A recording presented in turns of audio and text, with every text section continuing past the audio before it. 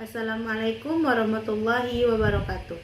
Perkenalkan, nama saya Hafizoh dengan NIM 24140400023.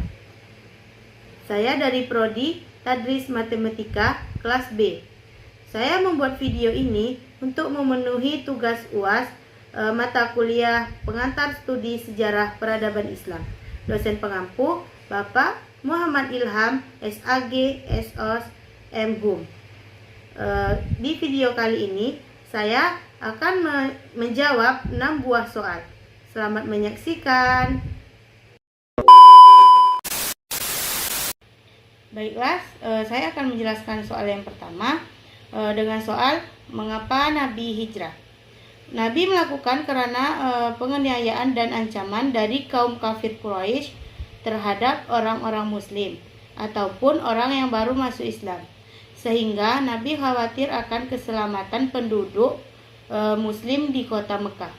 Dan Allah juga memerintahkan Nabi Muhammad SAW untuk melakukan hijrah yang dijelaskan dalam Al-Quran surah Al-Baqarah ayat 218 yang berbunyi, sesungguhnya orang-orang yang beriman dan orang-orang yang berhijrah dan berjihad di jalan Allah, mereka itulah yang mengharapkan kerahmat.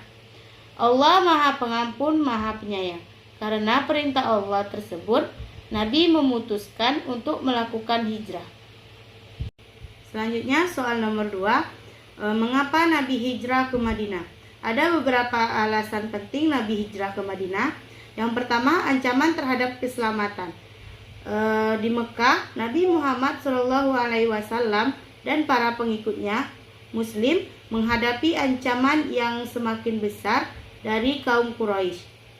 Mereka mengalami penganiayaan, penyiksaan, dan penekanan sehingga Nabi khawatir akan keselamatan kaum muslimin di Mekah sehingga Nabi memutuskan untuk melakukan hijrah ke Madinah.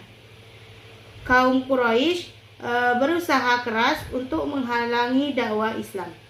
Yang kedua, karena perintah Allah. Hijrah merupakan perintah langsung dari Allah untuk melindungi dakwah Islam dan memindahkan pusat dakwah dari Mekah ke Madinah yang kemudian menjadi kota yang lebih aman dan menerima Islam dengan terbuka, yang dijelaskan dalam Al-Quran surah Al-An'am ayat 40. Yang ketiga, karena Madinah sebagai tempat yang lebih aman dan terbuka. Setelah beberapa pertemuan dengan kelompok-kelompok dari Madinah atau yang sebelumnya dikenal dengan nama Yatsrib, Nabi Muhammad SAW menemukan bahwa mereka siap menerima ajaran Islam. Madinah menjadi tempat yang lebih aman dan kondusif untuk menyebarkan ajaran Islam. Yang keempat, perjanjian Aqabah. Sebelum hijrah, ada perjanjian Aqabah antara Nabi Muhammad SAW dan beberapa orang dari Madinah yang berjanji untuk melindungi dan umat Islam serta menerima Islam. Hal ini membuat Madinah menjadi pilihan yang tepat bagi Nabi dan para pengikutnya. Selanjutnya soal nomor 3, best practice atau hal-hal baik dinasti Abbasiyah. Dinasti Abbasiyah yang memerintah dunia Islam dari abad ke-8 hingga ke-13 memberikan banyak kontribusi penting dalam berbagai bidang. Berikut adalah beberapa hal terbaik yang berasal dari dinasti Abbasiyah. Yang pertama, membuktikan Baghdad sebagai pusat peradaban. Salah satu pencapaian terbesar Abbasiyah adalah pendirian Baghdad pada tahun 762 oleh Khalifah Al-Mansur.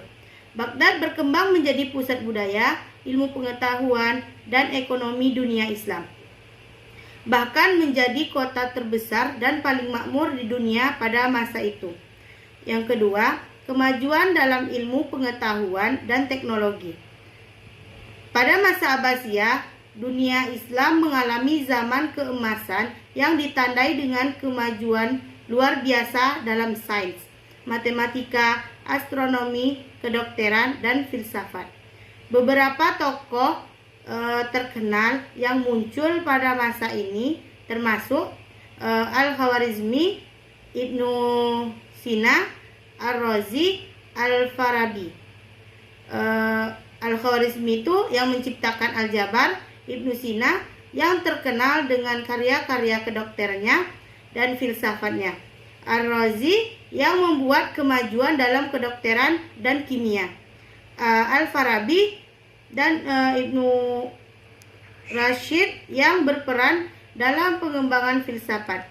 Yang ketiga, penerjemahan dan pelestarian pengetahuan klasik. Abbasiyah mendirikan banyak Bayat al-Hikmah atau rumah hikmah di Baghdad sebagai pusat intelektual yang bertujuan untuk menerjemahkan karya-karya filsuf Yunani, Persia, dan India ke dalam bahasa Arab. Ini tidak hanya dinasti Abbasiyah mencapai kemajuan karena beberapa faktor yang meliputi ada 5 faktor yang meliputi. Yang pertama, pemerintahan yang efisien. Abbasiyah menggantikan dinasti Umayyah dan memindahkan ibu kota ke Baghdad yang menjadi pusat politik, ekonomi, dan kebudayaan dunia Islam. Mereka memperkenalkan sistem pemerintahan yang lebih terorganisir dan birokrasi yang efisien. Yang kedua, penyebaran ilmu pengetahuan dan budaya. Pada masa Abbasiyah terjadi zaman keemasan Islam di mana banyak ilmu pengetahuan berkembang pesat, termasuk dalam bidang matematika, astronomi, kedokteran, filsafat, dan kimia. Baghdad menjadi pusat intelektual dunia dengan adanya Baitul Hikmah, tempat para ilmuwan dan filsuf bekerja sama. Yang ketiga, toleransi terhadap berbagai agama dan budaya. Dinasti Abbasiyah dikenal lebih toleran terhadap beragama dan budaya. Keempat, ekonomi yang stabil dan berkembang. Baghdad yang terletak di persimpangan jalur utama perdagangan menjadi pusat perdagangan internasional. Yang kelima, militer yang kuat dan canggih. Abbasiyah mampu membangun kekuatan militer yang efektif meskipun pada akhirnya mereka menghadapi tantangan dari berbagai kelompok dan wilayah yang mendambakan kekuasaan sendiri. Soal nomor 4, mengapa Khadijah berpengaruh terhadap perjalanan hidup Nabi Muhammad SAW? Hal ini disebabkan karena dia merupakan pedagang yang sukses dan kaya raya. Setelah dia menikah dengan Muhammad SAW dan Nabi Muhammad menerima wahyu, Khadijah adalah sosok yang selalu mendukung dan melindungi Rasulullah dari ancaman kaum Quraisy. Sehingga Khadijah sangat istimewa di dalam hati Nabi Muhammad SAW. Khadijah menemani Nabi Muhammad SAW saat menerima wahyu pertama dari Allah Subhanahu wa taala. Khadijah juga menghibur dan menenangkan Nabi Muhammad SAW saat beliau ketakutan setelah bertemu Jibril alaihissalam, membantu menyebarkan agama Islam. Khadijah mencurahkan jiwa, raga, dan harta bendanya untuk menyebarkan agama Islam. Percaya pada Nabi Muhammad SAW. Khadijah mempercayakan usaha perdagangan kepada Nabi Muhammad SAW, dan Khadijah pun orang Muslim pertama. Khadijah adalah orang pertama yang menerima Muhammad sebagai Nabi terakhir Allah dan menerima wahyu yang memuncak dalam Al-Quran. Dukungan moral dan spiritual. Khadijah selalu setia mendukung Nabi Muhammad SAW dalam setiap tahap perjuangannya, baik dalam menghadapi cobaan maupun kesulitan. Soal yang kelima, mengapa Umar bin Khattab dianggap berpengaruh bagi Nabi Muhammad SAW dan perkembangan Islam? Ada beberapa alasan. Yang pertama, keberanian dan kekuatan kepemimpinan. Umar dikenal sebagai sosok yang berani dan tegas. Sebelum memeluk Islam, ia adalah seorang yang keras terhadap umat Islam. Tetapi setelah masuk Islam, ia menjadi salah satu pembela utama agama Islam. Keberanian dan ketegasannya dalam melawan musuh-musuh Islam memberikan dampak besar dalam memperkuat posisi Islam di Mekah dan Madinah. Yang kedua, dukungan yang kuat untuk Nabi Muhammad SAW. Setelah masuk Islam, Umar menjadi salah satu sahabat terdekat Nabi Muhammad SAW. Ia sering memberikan saran dan dukungan yang strategis dalam menghadapi berbagai tantangan, baik dalam peperangan maupun dalam kebijakan politik. Kehadirannya memberi kekuatan moral dan fisik dalam memperjuangkan Islam. Yang ketiga, peran dalam perang Badar dan perang lainnya. Umar memiliki peran penting dalam beberapa pertempuran besar seperti perang Badar, Uhud, dan Khandaq. Kepemimpinan dan keberanian di medan perang turut berkontribusi pada kemenangan umat Islam. Ia menjadi salah satu komandan yang tangguh dan mampu memimpin pasukan dengan bijaksana. Yang keempat, penyebaran Islam ke berbagai wilayah. Umar menjadi khalifah kedua setelah Abu Bakar As-Siddiq. Di bawah pemerintahannya, Islam berkembang pesat dan menyebar ke berbagai wilayah, termasuk Mesir, Syria, Palestina, dan Persia. Sistem pemerintahan yang dibangun Umar juga sangat berpengaruh, termasuk sistem administrasi yang efisien dan penerapan hukum Islam yang lebih terstruktur. Yang kelima, kebijakan yang bijaksana dan adil. Sebagai khalifah, Umar dikenal dengan kebijakan yang adil dan peduli terhadap kesejahteraan umat Islam.